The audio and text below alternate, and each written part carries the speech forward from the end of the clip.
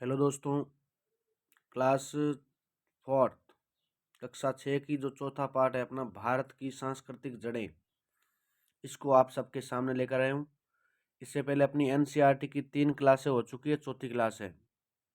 तो सभी आशा करता हूँ अच्छे से देख रहे होंगे, अच्छे से पढ़ रहे होंगे, सभी स्वस्थ होंगे, सभी मस्त होंगे। अगर अभी तक आपने हमारे YouTube channel mission government teacher SP को सब्सक्राइब नहीं किया तो जल्दी से कर लें। आइए शुरू करते हैं पाठ को। सबसे पहला फैक्ट आता है अपने इसमें, एक लाइन दे रखी है जो कि बहुत ही इम्पोर्टेंट है। वह जिसे चुराया नहीं जा सकता, जिसे कोई शासक छीन नहीं सकता, जो बोझ नहीं है क्योंकि इसका कोई अपना भार नहीं है, जिसका उपयोग करने से हर दिन उसमें वृद्धि ही होती है, यह सबसे बड़ी संपत्ति है, जैसे ज्ञान की संपत्ति। और वो संपत्ति कौन सी है? ज्ञान की संपत्ति। ये कथन सुभाषितनम किसमें कहा गया है? नीति शतक में बताया गया है। किसमें बताया गया है? नीति शतक में बताया गया है। भर्तृहरि ने शतक त्रय लिखा था। ये प्रश्न यहां से बनता है, देखो। भर्तृहरि ने शतक त्रय लिखा था, इन्होंने 3 शतक लिखे। भर्तृहरि के द्वारा 3 शतक लिखे गए। पहला नीति शतक, दूसरा श्रृंगार शतक और तीसरा वैराग्य शतक। सबसे पहले बात करेंगे अपने वैदिक साहित्य की, क्योंकि पाठ का नाम ही क्या है? सांस्कृतिक जड़ें। और सांस्कृतिक जड़ों में हम देखेंगे वैदिक साहित्य को। वैदिक साहित्य को प्रमुख रूप से 4 भागों में बांटा गया है। पहला मंत्र साहित्य, दूसरा ब्राह्मण, तीसरा आरण्यक, चौथा उपनिषद। सबसे पहले बात कर दूंगा मंत्र साहित्य। मंत्र साहित्य में दोस्तों 4 वेद आते हैं। पहला ऋग्वेद, दूसरा यजुर्वेद, तीसरा सामवेद और चौथा अथर्ववेद। इनमें सूक्त है, यानी चारों वेदों में क्या है? सूक्त है। किसी में 1028 है, किसी में 700 है, किसी में 500 है। उस प्रकार से क्या है? इसमें सूक्त है। एक सूक्त में 3 से 100 तक मंत्र या ऋचाएं होती है। एक सूक्त में कितने होते हैं? 3 से लेकर 100 तक मंत्र या ऋचाएं होती है। और ये मंत्र कविताओं व गीतों के रूप में प्रार्थनाएं हैं, किसी देवता को समर्पित है। और इनकी रचना ऋषि या ऋषिकाओं, यानी ऋषिकाओं को उस समय क्या कहते थे? ब्रह्मवादिनी। प्रश्न पूछ लेते हैं, ऋग्वेद में ऋषिकाओं को क्या कहा गया है? तो क्या कहा गया है? ब्रह्मवादिनी कहा गया है। तो जो ये मंत्र होते हैं या जो गीत होते हैं, जो कविताएं होती है, किसके द्वारा लिखी होती है? तो दोस्तों आपको यही ध्यान रखना है कि ऋषि और ऋषिकाओं के द्वारा लिखी गई है। दूसरा इसमें प्रकार आता है ब्राह्मण। ब्राह्मण एक तो कर्मकांडी होते हैं, व्याख्याकार होते हैं। व्याख्याकार कैसे? कि वेदों का अध्ययन करना, उनको सुनाना, उसको ज्ञान प्रदान करना, ये व्याख्या करने का काम ब्राह्मण लोग करते हैं। और ये गद्य सामान्यतः किसमें होते हैं? गद्य में लिखे होते हैं। ठीक है। तीसरा इसका प्रकार आता है आरण्यक। आरण्यक का मतलब क्या होता है? वनों में। उसी प्रकार कर्म व ज्ञान मार्गी के मध्य का सेतु का कार्य करता है। आरण्यक क्या काम करता है? कर्म और ज्ञान मार्गी के मध्य सेतु का काम करता है। और वैदिक दर्शन का आरंभ यहीं से होता है। वैदिक दर्शन का आरंभ किससे होता है? आरण्यक से माना जाता है। चौथा इसका भाग आता है उपनिषद। उपनिषद क्या है? उपनिषद एक तो दोस्तों ज्ञान मार्गी है। क्या है? ज्ञान मार्गी है। और वैदिक दर्शन की चरम अवस्था किसको कहते हैं? उपनिषद को कहते हैं। और वैदिक साहित्य का अंतिम भाग, इसलिए इसको वेदांत भी बोलते हैं। इसलिए इसको वेदांत भी कहते हैं। और ये गूढ़ रहस्यों और दर्शन बातों पर आधारित है। उपनिषद गुड रहस्य, यानी जो अंदर से गड़ी हुई या जो अपने बातें होती हैं या जो दर्शन वाली बातें होती है, उससे संबंधित कौन सा है? उपनिषद है। बात करेंगे नेक्स्ट की उपनिषद कितने होते हैं, आरण्यक क्या है, कितने होते हैं, किस आरण्यक में क्या लिखा हुआ है, कौन सा उपनिषद में अपने ये शब्द लिया हुआ है, सबकी बात अलग अलग करेंगे। बस आपको ये थोड़ी नॉर्मल जानकारी सबसे पहले दी। सबसे आगे बात करेंगे अपने भारतीय दर्शन। भारतीय दर्शन क्या है? भारतीय दर्शन, तो भारतीय दर्शन 2 भागों में बांटते हैं। एक तो अपने नास्तिक और एक अपने बांटते आस्तिक। नास्तिक कौन से होते हैं? जो वेदों में विश्वास नहीं करते। ध्यान से सुनना बात को। नास्तिक वे होते हैं जो वेदों में विश्वास नहीं करते, जैसे जैन दर्शन हो गया, बौद्ध दर्शन हो गया और चारवाक दर्शन हो गया। चारवाक दर्शन की रचना कौन है? उन्होंने बृहस्पति के द्वारा की गई। बाकी जैन दर्शन, बौद्ध दर्शन की अलग अलग बात करते हैं अपने। और एक होता है आस्तिक, जो वेदों की सत्ता में विश्वास करते हैं। जो वेदों की सत्ता में विश्वास करते हैं। और इनको भी 2 भागों में बांटा है। एक तो होते हैं वैदिक विचारों से उत्पन्न और एक होता है जन सामान्य से उत्पन्न। वैदिक विचारों में 2 लोग आते हैं, एक आते हैं पूर्व मीमांसा और एक आते हैं उत्तर मीमांसा। पूर्व मीमांसा यानी मीमांसा दर्शन और उत्तर मीमांसा यानी वेदांत दर्शन। फिर जन सामान्य में देखते हैं तो अपने योग दर्शन हो गया, सांख्य दर्शन हो गया, वैशेषिक दर्शन हो गया और एक अपने न्याय दर्शन हो गया। कौन सा हो गया?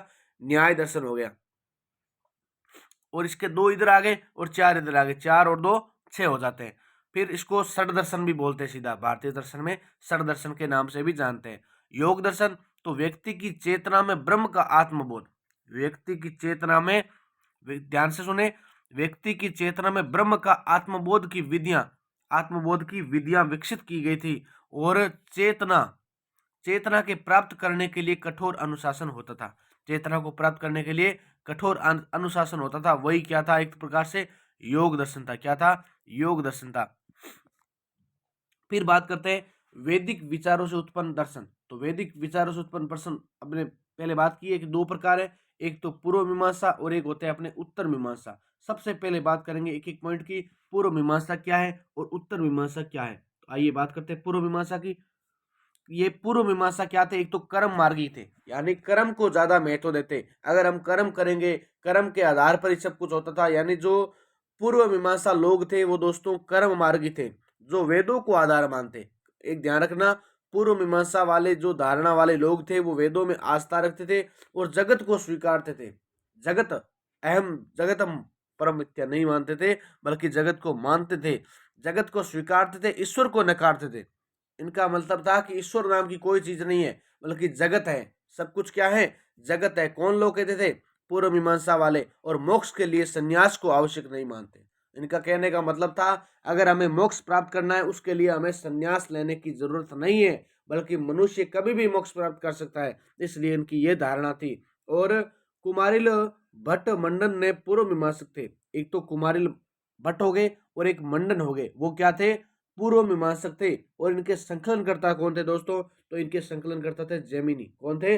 जैमिनी पूर्व मीमांसा के संकलनकर्ता थे। बात करते हैं अपने उत्तर मीमांसा की। उत्तर मीमांसा एक तो ज्ञान मार्गी, जैसे पूर्व मीमांसा क्या थे? कर्म मार्गी, उसी प्रकार उत्तर मीमांसा अपने ज्ञान मार्गी थे, जो प्रस्थान त्रयी पर आधारित है।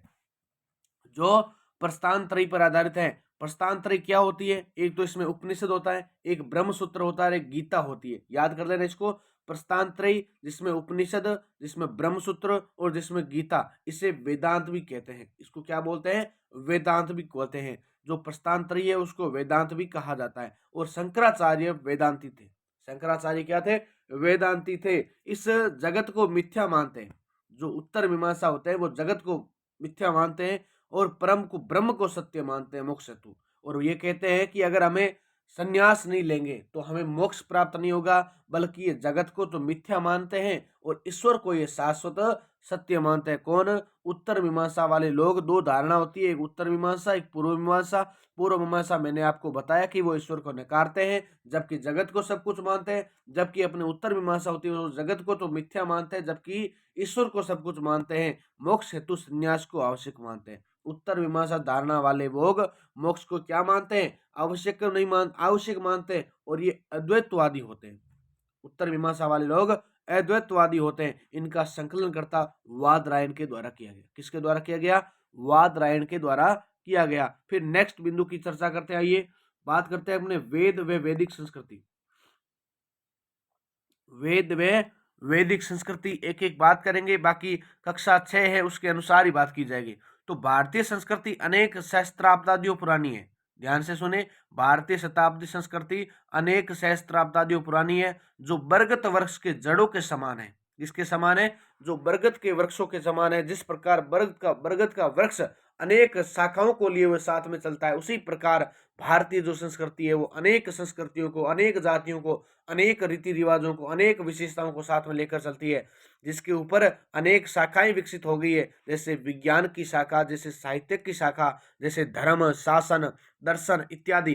कहने का मतलब क्या है कि जो बरगद का वृक्ष है उसके समान भारतीय संस्कृति को बताया है, जिसमें विज्ञान भी है, साहित्य भी देखने को मिलता है, हमें धर्म भी देखने को मिलता है, शासन, दर्शन इत्यादि सब कुछ देखने को मिलता है। दर्शन क्या होता है दोस्तों? तो दर्शन की बात करते हैं। कक्षा 6 का वीडियो है ये, लेकिन लगता नहीं है कक्षा 6 की पढ़ाई हो रही है, क्योंकि इसमें बहुत ऐसी बातें दे रखी है जो कि कंपटीशन एग्जाम के लिए वेरी वेरी इंपॉर्टेंट है और यहाँ से प्रश्न बहुत ज्यादा बनते हैं। तो दर्शन क्या है? मानव जीवन का व विश्व सृष्टि के बारे में समान विचार दर्शन कहलाता है। क्या कहलाता है? दर्शन कहलाता है। ये विचार को वे आध्यात्मिक साधनों ने दिए। जो ये दर्शन वाले विचार थे, एक तो विचारकों ने और एक आध्यात्मिक साधकों ने दिए थे। साधक क्या होता है? वह व्यक्ति जो इस दुनिया के सत्य जानना चाहता है, इस दुनिया के सत्य को जानना चाहता हो या साधना कर रहा हो, वह साधन कहलाता है। साधक का पता होना चाहिए, दर्शन का पता होना चाहिए। ये सारे प्रश्न चाहे जैसे मान लो किताब में हो या नहीं हो, लेकिन आपको समझ में आना जरूरी है कि साधक क्या है, दर्शन क्या है। नहीं तो आप सीधा अगर आप रट्टा लगाते हो तो रट्टे से काम नहीं चलता है। साधक क्या है? तो वह व्यक्ति जो इस दुनिया के सत्य जानना चाहता है या साधना कर रहा हो, वह साधक कहलाता है। वह क्या कहलाता है? साधक कहलाता है। जैसे ऋषि हो गए, संत हो गए, सन्यासी हो गए, वे सब क्या है? साधक हैं। आध्यात्मिक क्या है? तो ये आत्मा से संबंधित है। आध्यात्मिक दोस्तों आत्मा से संबंधित है, जो हमारे वर्तमान व्यक्तित्व से परे तथा एक गहरे व उच्च आयाम की खोज में निकलते हैं। आध्यात्मिक वे व्यक्ति होते हैं जो हमें समाज से अलग होकर, अर्थात अपने जीवन से मुक्त होकर, अपने व्यक्तित्व से परे होकर वो क्या करते हैं? एक गहरे आघात अर्थात अपने अलग जीवन की शुरुआत करते हैं और अपने उच्च आयाम, अपनी जो मन की जो शंका है अर्थात जो मन का जो लेवल, उसको ऊपर तक ले जाकर उसको अलग तरह से प्रस्तुत करना ही आध्यात्मिक है। बात करते हैं वेद की। क्या होते हैं वेद? तो वेद शब्द विद धातु से बना है, जिसका अर्थ होता है, क्या होता है जिसका अर्थ? जानना। वेद का अर्थ होता है जानना, ज्ञान प्राप्त करना। तो वेद शब्द विद धातु से बना, जिसका अर्थ होता है जानना या ज्ञान प्राप्त करना। ये श्रुति साहित्य या था। जो वेद थे वो श्रुति साहित्य। श्रुति साहित्य का मतलब क्या था? जो हमें सुनकर प्राप्त होते हैं, जो हमें सुनकर ग्रहण किए जाते हैं। या वेदों को तो जो पहले शिक्षा है आश्रमों में, मठों में, या मान लो अपने जो गुरुकुलों में शिक्षा दी जाती थी, तो आपको पता है कि वो सीधे वेद है वो क्या करते थे? उनको पठन के माध्यम से नहीं, बल्कि उनको श्रवण कौशल के माध्यम से, अर्थात उनको सुनकर ज्ञान ग्रहण किया जाता था। अर्थात 100-200 पीढ़ियों तक मौखिक रूप से आगे बढ़ा। जो वेद का ज्ञान है 100-200 पीढ़ियों तक मौखिक रूप से, देखो कितना इंटेलिजेंस की बात है। और वो लिखते नहीं थे। तत्पश्चात महर्षि कृष्ण द्वैपायन ने, तत्पश्चात उसके बाद में महर्षि कृष्ण द्वैपायन वेद व्यास ने इनको संकलित कर लिपिबद्ध किया। संकलित का मतलब होता है इकट्ठा करके। महर्षि प्रश्न आ जाए कि वेदों को इकट्ठा या संकलित किसके द्वारा दिया गया? तो कृष्ण द्वैपायन या वेद व्यास के द्वारा दिया गया। माना जाता है कि 5000 से 2000 बीसीई में वेद अस्तित्व में आए। वेद अस्तित्व में कब आए दोस्तों? तो अपने 5000 से 2000 बीसीई में वेद अस्तित्व में आए थे। नेक्स्ट बात करते हैं अपने एक्स्ट्रा फैक्ट है, यूनेस्को द्वारा ऋग्वेद को वर्ष 2008 में अमूर्त विरासत घोषित किया गया। क्या बात है कि यूनेस्को द्वारा ऋग्वेद को वर्ष 2008 में अमूर्त विरासत घोषित किया गया। वेद सप्त सैंधव प्रदेश में लिखे गए। वेद कब लिखे गए? तो वेद सप्त सैंधव प्रदेश में लिखे गए। एकम सतम विप्रा बहुधा वदन्ति, अर्थात परम सत्य एक ही है, किंतु मनीषी इसे अनेक नाम देते हैं। इसका कहने का मतलब क्या है कि एकम सतम विप्रा, एक ही व्यक्ति है वो, लेकिन उसका बहुधा वदंती, लेकिन उसको अलग लोग अलग अलग नाम से पुकारते हैं। अर्थात परम सत्य एक ही है कि हमें मरना है, हमें मोक्ष प्राप्त करना है, लेकिन मनीषी कहते हैं मनुष्य को, और मनुष्य क्या करते हैं? उसको अलग अलग नाम देता है। कोई कुछ देता है, कोई कुछ देता है, कोई अल्लाह कहता है, कोई बौद्ध धर्म का बुद्ध कहता है, तो अपने हिंदू कोई भगवान कहते हैं, कोई राम कहता है, कोई कृष्ण कहता है। उसके कहने का मतलब यही है। फिर वेदों में ऋचाएं देवताओं को समर्पित है। जो वेदों में जो ऋचाएं लिखी हुई है किसको समर्पित है दोस्तों? तो अपने देवताओं को समर्पित है, जिसने मानव कल्याण का कार्य किया, जिसने मानव कल्याण का कार्य किया। एकम सतम विप्रा बहुधा वदन्ति, ये ऋग्वेद के प्रथम मंडल में उल्लेखित है। ये भी प्रश्न बनता है कि ये श्लोक किस ऋग्वेद के कौन से मंडल से संबंधित है? तो ध्यान रखना, ऋग्वेद के प्रथम मंडल में उल्लेखित है और ये विश्व देवा को चरितार्थ है। किसको समर्पित है? ये विश्व देवा को चरितार्थ है या समर्पित है। और वेदों को श्रुति भी कहते हैं। अगली लाइन क्या है? वेदों को श्रुति भी कहते हैं। नेक्स्ट बात करेंगे अपने वैदिक समाज। छठी क्लास में कितना अच्छा फैक्ट दे रखा है और आपके लिए कितना महत्वपूर्ण है। वैदिक समाज, तो प्रारंभिक वैदिक समाज विभिन्न जनों में विभक्ता संगठितता, विभिन्न जनों का नामोल्लेख 30 जनों का हुआ है। यानी जो वैदिक समाज है उसमें जनों में विभक्ता, ठीक है, और विभिन्न जनों का जो नामोल्लेख है, कितनी बार जनों का उल्लेख हुआ है? तो ऋग्वेद में तो अपने 30 बार उल्लेख हुआ है। जैसे भरत, कुरु, पुरु, यदु, कुर्वसु आदि ये शब्द अपने को देखने को मिलते हैं। जनों का प्रधान जनस्य गोपा होता था। जो जन होते थे उनका जो प्रधान होता वो कौन होता था? जनस्य गोपा होता था, जिस पर सभा और समिति विदत जैसी संस्थाओं का अंकुश था। ध्यान क्या रखना है कि यही कि जो जन होते थे उनका प्रधान है वो जनस्य गोपा होता, जिस पर सभा समिति विदत जैसी संस्थाओं का अंकुश था। समाज में किसान, व्यापारी, आरोग्यकारी, बढ़ई, कुमार, नाई जैसे लोग रहते थे, जैसे कृषि व्यवसाय व शिल्प थे। बात करेंगे नेक्स्ट वैदिक दर्शन की। क्या है वैदिक दर्शन? वैदिक दर्शन वेदांत या उत्तर मीमांसा। उपनिषदों में वेदांत दर्शन मिलता है। उपनिषदों में हमें क्या मिलता है? वेदांत दर्शन मिलता है, और ये दर्शन ब्रह्म की व्याख्या करता है। जो वैदिक दर्शन होते हैं, जो वेदांत होते हैं, वो हमें किसकी व्याख्या करते हैं? ब्रह्म की व्याख्या करते हैं। तत् या सत्य, तत् या सत्य। तो श्लोक आता है अपने, अहम ब्रह्मास्मि, अहम ब्रह्मास्मि अर्थात मैं ब्रह्मा हूं। मानव जीवन, प्रकृति तथा सृष्टि ब्रह्मांड तीनों एक ही हैं। दैवीय तत्व ब्रह्म से निर्मित होता है। जो दैवीय तत्व है अपने, वो किससे निर्मित है? एक ब्रह्मा से ही निर्मित है। उपनिषदों में ब्रह्म से संबंधित 4 वाक्य मिलते हैं दोस्तों। कितने वाक्य मिलते हैं? उपनिषदों में ब्रह्मा से संबंधित अपने को 4 वाक्य मिलते हैं, जो कि मैं आपको नेक्स्ट स्लाइड में अभी बताऊंगा। आपको ध्यान क्या रखना है कि अहम ब्रह्मास्मि, मैं ही ब्रह्मा हूं, यह दर्शन ब्रह्म की व्याख्या करता है। जो वैदिक दर्शन होते हैं, वेदांत होते हैं, उसमें आप उसको उत्तर मीमांसा बोल सकते हैं। ये सब किसकी व्याख्या करते हैं? वे सब ब्रह्मा की व्याख्या करते हैं। उसको तत्व सत्य भी व्याख्या करते हैं, और दैवी तत्व ब्रह्म का रूप मानते हैं। आइए नेक्स्ट बात करते हैं अपने। तो 4 वाक्य, पहला हो गया अहम ब्रह्मास्मि। ये अपने को बृहदारण्यक उपनिषद में मिलता है। किस में मिलता है? बृहदारण्यक उपनिषद में मिलता है। बहुत बार परीक्षाओं में, चाहे सेकंड ग्रेड हो, चाहे रीट का मेंस का एग्जाम हो, या फर्स्ट ग्रेड का एग्जाम हो, सीधा क्वेश्चन आता है। ऐसे 4-5 या एक वाक्य देते हैं कि मिलान करो, या पूछ लेते हैं कि यह श्लोक या वाक्य किस उपनिषद से लिया गया है। जैसे सत्यमेव से हो गया, सत्यमेव जयते हो गया, या कोई अष्टोमा सदगम हो गया। सब यहाँ से प्रश्न पूछने के चांस बनते हैं। तो अहम ब्रह्मास्मि, ये अपने को बृहदारण्यक उपनिषद से मिलता है। फिर दूसरा है तत्व त्वम असि। तत्व त्वम असि, ये छांदोग्य उपनिषद से लिया गया है। कहां से लिया गया है? ये छांदोग्य उपनिषद से। और तीसरा है प्रभा ब्रह्म। प्रभा ब्रह्म, तो ये अपने ऐतरेय उपनिषद से। और चौथा है अयम आत्मम ब्रह्म। अयम आत्मम ब्रह्म, ये मांडुक्य उपनिषद से लिया गया। किससे लिया गया है? मांडुक्य उपनिषद से लिया गया है।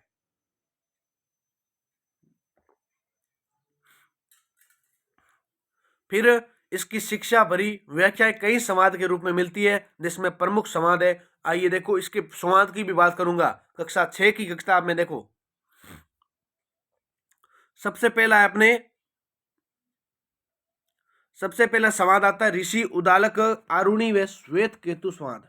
ऋषि उदालक आरुणि व श्वेत केतु संवाद, ये छांदोग्य उपनिषद के अध्याय 6 से प्राप्त होता है। कहां से प्राप्त होता है? ये छांदोग्य उपनिषद के अध्याय 6 से प्राप्त होता है। पिता आरुणि ने पुत्र श्वेत केतु को यथार्थ का बोध करवाया। क्या करवाया? ध्यान रखना दोस्तों कि पिता आरुणि होता है, वो अपने पुत्र होता है श्वेत केतु, उसको यथार्थ का, उसको सही ज्ञान का, उसको उस समय के ज्ञान का बोध करवाते हैं। और तत्व त्वम असि कहते हैं। क्या बोलते हैं उनको? तत्व त्वम असि, ये श्लोक कहकर उसको संबोधित करते हैं। और इसमें पता चलता है कि ब्रह्म अदृश्य है, सर्वव्यापी है, आत्मा अजर है, अमर है। मिट्टी व बीज का उदाहरण दिया। किसका उदाहरण दिया? मिट्टी और बीज का उदाहरण दिया। ऋषि उदालक धौम्य ऋषि के शिष्य थे। कितनी अच्छी बात है, आप इसको ध्यान से देखें। पहला तो यही कि ऋषि उदालक आरुणि व श्वेत केतु संवाद, और दूसरा था, इसमें अपने को अलग पढ़ेंगे, लेकिन ये आपको ये पता होना चाहिए कि छांदोग्य उपनिषद से और अध्याय 6 से लिया गया है। आरुणि ने अपने पुत्र श्वेत केतु को क्या दिया? यथार्थ का बोध करवाया, और तत्व त्वम असि कहा था। और ये ब्रह्म अदृश्य है, अजर है, आत्मा अमर है, मिट्टी और बीज का उदाहरण दिया। ये बात आपको ध्यान रखनी है। दूसरा आता है बी में, देखो, नैतिकता व यम का स्वाद। नैतिकता व यम का स्वाद, ये कठोपनिषद में मिलता है। किसमें मिलता है अपने को? कठोपनिषद में मिलता है। इसमें मृत्यु के रहस्य, आत्मा की अमरता जैसे गूढ़ प्रश्नों के जवाब मिलते हैं। क्या मिलते हैं? कि जो नैतिकता और यम का संवाद होता है, उसमें अपने को एक तो मृत्यु का रहस्य क्या है, आत्मा की अमरता जैसे गूढ़ प्रश्नों का जवाब मिलता है। इसी उपनिषद में उत्तिष्ठता जागृति प्राप्यम वर्षान बोधम क्या ज्ञान है, यानी उठो, जागो और तब तक मत रुको जब तक आपको लक्ष्य की प्राप्ति न हो जाए। ये श्लोक भी अपने को किस उपनिषद में मिलता है? ये भी अपने को कठोपनिषद में मिलता है। अगला नेक्स्ट है याज्ञवल्क्य गार्गी संवाद। क्या है? याज्ञवल्क्य गार्गी संवाद। तो ये बृहदारण्यक उपनिषद में प्राप्त होता है। ये तो आरपीएससी का सबसे फेवरेट पर्सन है। देखो, गार्गी याज्ञवल्क्य गार्गी संवाद हमें किस उपनिषद में मिलता है, किससे संबंधित है, या कौन सा श्लोक इसमें दे रखा है? ठीक है, ध्यान रखना। तो याज्ञवल्क्य गार्गी संवाद ये बृहदारण्यक उपनिषद से प्राप्त होता है। राजा जनक की सभा में ऋषि याज्ञवल्क्य ने ब्रह्मवादिनी गार्गी के अनगिनत गूढ़ प्रश्नों के उत्तर देकर गार्गी की ज्ञान लिप्सा को शांत किया था, जिसमें ब्रह्म स्वरूप सृष्टि की उत्पत्ति पर भी सवाल थे। अंत में गार्गी ने अपनी पराजय स्वीकार की। इसमें क्या ध्यान रखना है कि एक गार्गी नाम की महिला होती है जो कि याज्ञवल्क्य के ऋषि को एक संवाद में या एक जो शास्त्रार्थ होता है उसमें प्रश्न पूछती है, और उसमें प्रश्न इस प्रकार पूछती है कि जो उसकी ज्ञान की इच्छा है वो याज्ञवल्क्य को पराजित नहीं करना चाहती है, गार्गी होती है, लेकिन वो क्या करना चाहती है? अपने जो ज्ञान के भंडार को है उसमें वृद्धि करना चाहती है, क्योंकि गार्गी को भी पता होता है कि याज्ञवल्क्य के साथ इतना अनंत ज्ञान है जो कि कभी समाप्त नहीं होने वाला। उस प्रकार से वे प्रश्नों के पर प्रश्नों, प्रश्न पर प्रश्न पूछती जाती है। अर्थात उस प्रकार से ब्रह्म स्वरूप क्या है, सृष्टि की उत्पत्ति क्या है, ज्ञान लिप्सा को शांत करने के लिए वो क्या करती है? अनगिनत गूढ़ प्रश्न, यानी एकदम ऐसे सोच लो कि एकदम बहुत महत्वपूर्ण महत्वपूर्ण प्रश्न पूछती है। उसी प्रकार से वो क्या करती है? अंत में उसकी जो ज्ञान लिप्सा समाप्त हो जाती है, उसके बाद वो अपनी पराजय स्वीकार कर लेती है। याद ये रखना है, ध्यान, कि जो गार्गी होती है समाज में उसको पराजित नहीं करना चाहती, बल्कि अपना जो ज्ञान लिप्सा उसको समाप्त करना चाहती है। बात करेंगे अस्तो मां सदगम्य सर्वभौंतु सुखिने। ये जो श्लोक है अपने बृहदारण्यक उपनिषद से ही हमें प्राप्त होता है। कहां से प्राप्त होते हैं? बृहदारण्यक उपनिषद से ही प्राप्त होते हैं। अगला है बौद्ध मत। अगला है बौद्ध मत। बौद्ध मत की भी बात करेंगे क्योंकि इसमें सांस्कृतिक जड़ों में आता है। बौद्ध मत ये नास्तिक मत था। सिद्धार्थ गौतम, जिनका जन्म लुम्बिनी में हुआ, और रूमन दई नेपाल में 563 ईस्वी में हुआ, जबकि एनसीईआरटी में दे रखा है 560 बीसीई। क्या दे रखा है? 560 बीसी। बौद्ध धर्म की बात, बौद्ध मत की बात चल रही है। तो बौद्ध 29 वर्ष की अवस्था में राज्य भ्रमण के दौरान 4 दर्शी देखे उन्होंने। क्या देखे? 4 दर्शी देखे। पहला रोगी देखा, दूसरा शव देखा, तीसरा वृद्ध देखा, और चौथा सन्यासी देखा। क्या देखा? चौथा सन्यासी। ध्यान क्या रखना आपको कि महात्मा बुद्ध के द्वारा या बौद्ध धर्म के जो संस्थापक थे उनके द्वारा 4 दर्शी कौन से देखे गए? एक रोगी, एक स्व जो मरे हुए व्यक्ति, और एक वृद्ध, और एक सन्यासी। 4 लोग देखे थे। सन्यासी की प्रसन्नचित्ता देखकर सिद्धार्थ ने सन्यासी लेने का या सन्यास लेने का निर्णय किया था। किसका निर्णय किया? सन्यास लेने का। और 29 वर्ष की अवस्था में गृह त्याग कर दिया। क्या कर दिया? 29 वर्ष की अवस्था में गृह त्याग कर दिया। फिर बोध गया बिहार में पीपल वृक्ष के नीचे ज्ञान प्राप्त हुआ। इसमें 4 बातें थी। इसमें कितनी बातें थी? 4 बातें थी। कौन कौन सी? तो दुख है, पहली बात थी दुख है, दुख समुदाय कारण, दुख का कारण भी है, दुख निरोध, और चौथा है दुख निरोध गामिनी प्रतिपदा। दुख कारण है या क्या कारण है, कैसे है, इस प्रकार से प्रश्न है। ठीक है, तो दुख है, दुख समुदाय के कारण क्या है? तो एक तो द्वादश निदान, एक अविद्या, एक तृष्णा से मोह। प्रमुख रूप से दुख के कारण कितने हैं? 3 कारण है। एक तो द्वादश निदान जो कि अपने सेकंड ग्रेड में इसका विस्तृत दे रखा है, उसमें आप पढ़ सकते हैं। दूसरा दुख समुदाय, अविद्या, और तीसरा तृष्णा से मोह। तो ये प्रतीत, समुतवाद, कार्य कारणवाद, ये सब होते हैं, इसके अंदर आते हैं। जबकि दुख निरोध, अविद्या है, तृष्णा है, हमें किसी प्रकार का पूर्ण ज्ञान नहीं होना, वो क्या है? अविद्या है। तृष्णा, किसी चीज के पीछे भागना। और दुख निरोध गामिनी प्रतिपदा, अर्थात अष्टांगिक मार्ग द्वारा अविद्या व तृष्णा का विनाश लेना। अष्टांगिक मार्ग द्वारा अविद्या व तृष्णा का विनाश करना दुख निरोध गामिनी कारक होते हैं। 4 आर्य सत्यों का ज्ञान हुआ, इसी के उपदेश दिए, और साथ ही आंतरिक अनुशासन व अहिंसा पर उपदेश दिया। जो बौद्ध धर्म के संस्थापक है महात्मा बुद्ध, उनके द्वारा क्या किया जाता है? एक तो 4 आर्य सत्यों का ज्ञान हुआ और इसी के उपदेश दिए, और साथ ही आंतरिक अनुशासन व अहिंसा पर उपदेश दिए। फिर इस मत के प्रचार हेतु संघ का गठन किया। इस मत का प्रचार हेतु संघ का गठन किया, जिसकी नियमावली विनय पिटक में है। और एक तो भिक्षु संघ बना और एक भिक्षुणी संघ। भिक्षु संघ में तो सारनाथ में 5 ब्राह्मण सदस्यों द्वारा बनाया गया। जो भिक्षु संघ बना था बौद्ध धर्म का, वो सारनाथ में 5 ब्राह्मण सदस्यों द्वारा बनाया गया। और एक था भिक्षुणी संघ। ये संघ वैशाली में प्रजापति गौतमी के आग्रह पर बनाया गया और प्रारंभ में बुद्ध इसके पक्ष में नहीं थे, बाद में जबकि उसके पक्ष में हो गए थे। क्या ध्यान रखना, भिक्षुणी संघ वैशाली में प्रजापति गौतमी के आग्रह पर बनाया और प्रारंभ में बुद्ध इसके पक्ष में थे, बाद में नहीं थे। क्या ध्यान रखना कि बौद्ध धर्म के त्रिरत्न कौन से हैं?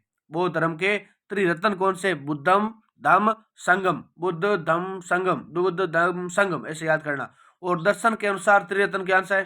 अगर बौद्ध दर्शन की बात करते हैं तो बौद्ध दर्शन के अनुसार त्रिरत्न है प्रज्ञा, शील, समाधि। प्रज्ञा, शील, समाधि, ये याद रखना आपको। ये तो हो गया अपना बौद्ध मत। नेक्स्ट बात करते हैं अपने लोकायत या चार्वाक दर्शन। देखो, जो देर का है ना पढ़ाना आपको लिए जरूरी है और प्रश्न यहीं से आते हैं। इतना पाठ देखो अच्छा समझा रहा हूं आपको। क्लास को लाइक और सब्सक्राइब जरूर कर देना चैनल को। लोकायत या चार्वाक दर्शन, तो भौतिक जगत एकमात्र सत्य है। क्या लाइन है? भौतिक जगत एकमात्र सत्य है। ये मानते हैं कि मृत्यु के बाद जीवन होना असंभव है। लोकायत जो चार्वाक दर्शन है वो क्या मानते हैं कि मृत्यु के बाद जीवन होना असंभव है। मृत्यु के बाद जीवन हो ही नहीं सकता। ये मत लोकप्रिय नहीं हुआ। क्यों मत नहीं लोकप्रिय हुआ? क्योंकि इसके सिद्धांत बृहस्पति द्वारा दिए गए थे और ये नास्तिक दर्शन था। ये किस प्रकार का दर्शन है? वे एक तो ना तो जगत को मानता था, ना ब्रह्म को मानता था, और ये मैं ही मानता था कि मृत्यु के बाद कोई नहीं होता, कोई जन्म नहीं होता, कुछ नहीं होता। ये सब इस प्रकार से मानते। और ये भौतिक जगत को ही मानते कि जो संसार है अभी कुछ है, सब कुछ अभी ले लो। आपको आनंद जीना है, आपको अच्छा जीवन जीना है, वर्तमान में जी लो। आप पीछे की घटना मत देखो, आप आगे का विचार मत करो, बस है जो वर्तमान काल है। इस प्रकार से ये क्या था? लोकायत या चार्वाक दर्शन था। इसी प्रकार से ये क्या नहीं हुआ? आगे नहीं बढ़ा, फेमस नहीं हुआ, उसी प्रकार से ये लोकप्रिय भी नहीं हुआ था। तो बात करेंगे नेक्स्ट जैन मत की। क्या है जैन मत? तो ये भी क्या है? नास्तिक दर्शन है। जैन मत भी नास्तिक दर्शन है, याद रखना। और ये बौद्ध धर्म से बहुत प्राचीन दर्शन है। ये बौद्ध से बहुत प्राचीन दर्शन है। जैन शब्द जिन से बना है। जैन शब्द जिन से बना है, जिसका तात्पर्य विजेता, अर्थात जिसने इंद्रियों को जीतकर अविदावे मोह को जीत लिया हो। अविदावे मोह को जीत लिया हो और ज्ञान प्राप्त किया हो, जैन कहलाता है। जो मोह को, अविद्या को जीत लिया, जिसने ज्ञान प्राप्त किया हो, वह जैन कहलाता है। महावीर स्वामी का जन्म 599 बीसी या 540 बीसी में हुआ था। बहुत महत्वपूर्ण है। महावीर स्वामी जो कि 24 तीर्थ करते, उनका जन्म 599 या 540 बीसी में हुआ था और 30 वर्ष की अवस्था में ग्रह त्यागा। कितने वर्ष की अवस्था में? 30 वर्ष की। दोनों प्रश्न अलग है। महात्मा बुद्ध ने कितनी अवस्था में त्यागा था? 29 वर्ष की। जबकि जैन धर्म के जो महावीर स्वामी, उन्होंने 30 वर्ष की अवस्था में घर त्यागा था और 42 वर्ष की अवस्था में अनंत ज्ञान की प्राप्ति हुई। 42 वर्ष की अवस्था में उनको क्या प्राप्त हुआ? अनंत ज्ञान की प्राप्ति हुई। महावीर वे महानायक कहलाए। क्या कहलाइए? बाद में महावीर वे महानायक कहलाए। इनको निम्न ज्ञान प्राप्त हुआ। तो महावीर स्वामी को कौन कौन सा ज्ञान प्राप्त हुआ? एक तो इनको त्रिरत्न। त्रिरत्न कौन कौन से हैं जैन धर्म में? एक तो सम्यक दर्शन, एक सम्यक ज्ञान और एक सम्यक आचरण। आचरण का मतलब चरित्र होता है। ये पंच महावर्त के अनुरूप है। ये पंच महावर्त सत्य, अहिंसा, असत्य, अपरिग्रह और ब्रह्मचर्य। असत्य का अर्थ होता है चोरी नहीं करना। असत्य का अर्थ क्या होता है? चोरी नहीं करना। और अपरिग्रह का मतलब होता है संग्रह नहीं करना, इकट्ठा नहीं करना। क्योंकि जैन धर्म में मान्यता है कि हमें किसी वस्तु को, हमें किस धन को हमें इकट्ठा नहीं करना है, बल्कि हमें क्या करना है? आवश्यकता अनुसार प्रतिदिन नया नया हमें चीजें लेनी है, बल्कि हमें किसी प्रकार का संग्रह तो नहीं करना। हमें जब जरूरत होती है तो हम लेकर आ सकते हैं। उसी प्रकार चोरी नहीं करना। चोरी करना जैन धर्म के अंदर बहुत ही घृणा या अर्थात पाप माना गया है, इसलिए इसको असत्य कहे गए। और अहिंसा, किसी के प्रकार की हिंसा नहीं करनी। किस प्रकार की? 5 प्रकार की हिंसा होता है, जैसे ईर्ष्या या मान लो के जीव हिंसा। उस प्रकार की हिंसा करना बिल्कुल पाप माना गया है। इसी प्रकार से जैन जो लोग होते हैं वो मुंह पर पट्टी बंधे रखते हैं। अनेकांतवाद व स्यादवाद क्या है? अनेकांतवाद व स्यादवाद, इसकी दोस्तों विस्तृत अगर व्याख्या आपको देखनी है तो मैं आपको दर्शन शास्त्र के वीडियो करवाऊंगा सेकंड ग्रेड के लिए। आप उसमें देख सकते हैं। 15-20 लेक्चर होंगे। सारी जानकारी अच्छे से लिखे हुए नोट्स हैं, आपको समझाऊंगा एक एक पॉइंट वहां से। आप चैनल को सब्सक्राइब कर लेना। तो अनेकांतवाद व स्यादवाद नय केवल एक ही पक्ष नहीं बल्कि सत्य के अनेक पक्ष होते हैं, जिसे एक कथन द्वारा पूरी तरह समझाया नहीं जा सकता। जिसे एक कथन द्वारा पूरी तरह समझाया नहीं जा सकता। फिर बात करेंगे अपने नेक्स्ट, बौद्ध व जैन धर्मावलियों को धर्म का प्रचार हेतु भिक्षु व भिक्षुणियों को बाहर भेजा, ये गुफाओं में रहते थे। जैसे श्रीलंका भेजा संघमित्रा को, या मान लो उसके किसी और को भेजा, उसी प्रकार ये बौद्ध धर्म उसके प्रचार के लिए अलग अलग लोग अनेक जगहों में गए थे। फिर बात करते हैं अगर नेक्स्ट बिंदु कौन सा है, लोक और जनजातीय जड़ें। ये भी इसी पाठ का पॉइंट है। विशेष परिवेश में रहने वाली जातियां जिनकी विशिष्ट संस्कृति होती है, जिनकी क्या होती है, विशिष्ट संस्कृति होती है, ये जनजातियां कहलाती है। संविधान में इनके जनजाति ट्राइब नाम दिया, इनको क्या नाम दिया, इनको जनजाति या ट्राइब नाम दिया। 2011 की जनगणना में भारत में 705 जनजातियां हमें देखने को मिलती है। क्या ध्यान रखना, 2011 की जनगणना के अनुसार भारत में 705 जनजातियां या ट्राइब हमें देखने को मिलती है, जिनकी जनसंख्या कितनी है, तो 104 मिलियन है। कितनी है, 104 मिलियन है, जो कि ऑस्ट्रेलिया व ब्रिटेन के बराबर है। किसके बराबर है, ऑस्ट्रेलिया व ब्रिटेन के बराबर। कैसे, कि जितनी जनसंख्या ऑस्ट्रेलिया में और ब्रिटेन में है ना, उतनी तो अपने भारत में क्या है, जनजातियां हैं। क्या है, जनजातियां हैं। एथोपोलोजिस्ट ने इसके लिए आदिम व हीन शब्दों का प्रयोग किया। ये प्रश्न बहुत जरूरी है कि जनजाति शब्दों के लिए एथोपोलोजिस्ट ने क्या शब्द यूज किया, तो उन्होंने आदिम और हीन शब्दों का प्रयोग किया, जिन्हें नकार दिया गया, जिन्हें नकार दिया गया। भारत में निम्न जातियां कौन कौन सी हैं, तो एक तो टोडा, जो कि नीलगिरी तमिलनाडु में स्थित है। टोडा जाति है, जनजाति है, जो कि नीलगिरी में तमिलनाडु में, यह नीलगिरी के शिखर को देवता और मानकर पूजा करते हैं। ये नीलगिरी का जो शिखर होता है उसको क्या मानते हैं, देवता मानते हैं, अपने आराध्य देव मानते हैं, और उनको मानकर क्या करते हैं, पूजा करते हैं। अरुणाचल प्रदेश की जनजातियां डोनी पोलो की पूजा करते हैं। किसकी पूजा करते हैं, डोनी पोलो की पूजा करते हैं। इनको सूर्य व चंद्रमा के समान मानते हैं। मध्य भारत की जनजातियां खडोबा पूजा करते हैं। क्या बोलते हैं, खडोबा पूजा करते हैं। पूर्वी भारत में मुंडा व संथाल जातियां, पूर्वी भारत में मुंडा व संथाल जातियां ये सिंह बोना को पूजते हैं। इन्हें ही परमेश्वर कहते हैं। क्या बोलते हैं, इन्हें ही परमेश्वर कहा जाता है। तो ये था दोस्तों अपना चौथा पाठ, सांस्कृतिक जड़ें, जिनमें आपको महत्वपूर्ण बहुत अच्छे पॉइंट को के माध्यम से आपको समझाया। आशा करता हूं आपको ये क्लास बहुत अच्छी लगी होगी। ये अपना चौथा पार्ट है। नेक्स्ट 5वां पार्ट में मिलेंगे कक्षा 6 का, जिसमें विविधता में एकता या एक में अनेक, बहुत ही शानदार पार्ट है। वस्त्रों की बात करेंगे, उसमें अलग अलग प्रकार की रामायण की, महाभारत की, पंचतंत्र की, विष्णु शर्मा की, महाकाव्य, जितनी भी बातें बनती है उसमें एक एक बात करेंगे। आप इस क्लास को ज़्यादा से देखना, अच्छे से देखना, और आप इसको शेयर करना, लाइक करना और कमेंट करना मत भूलना। अभी तक भी आपने अगर चैनल को सब्सक्राइब नहीं किया, जरूर करना। एनसीईआरटी क्लास बहुत आपके लिए महत्वपूर्ण और गुणकारी होने वाली है। इसी के साथ जय हिंद, जय भारत।